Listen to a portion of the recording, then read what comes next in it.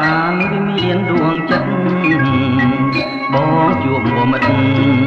បែបណូតាមเมือง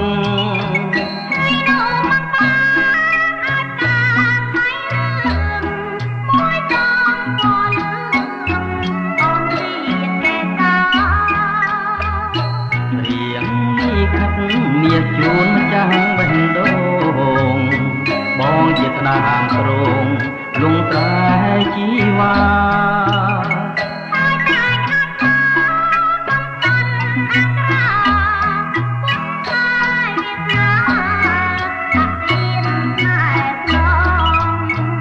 កំពុងសង្ឃឹម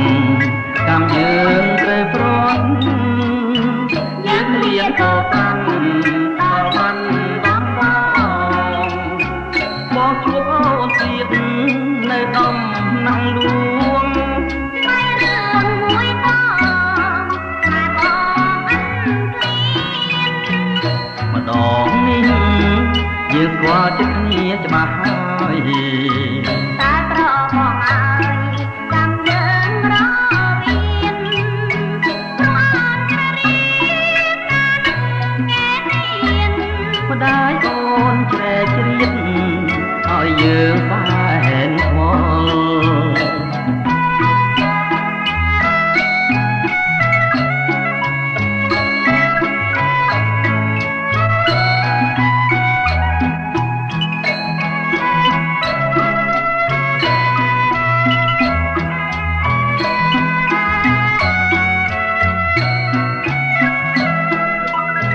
ដើម្បីស្នេហ៍ពិត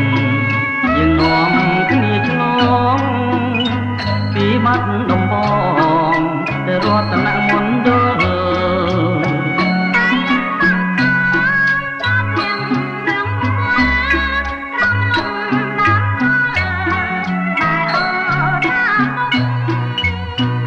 អោភ្នំយ៉ាត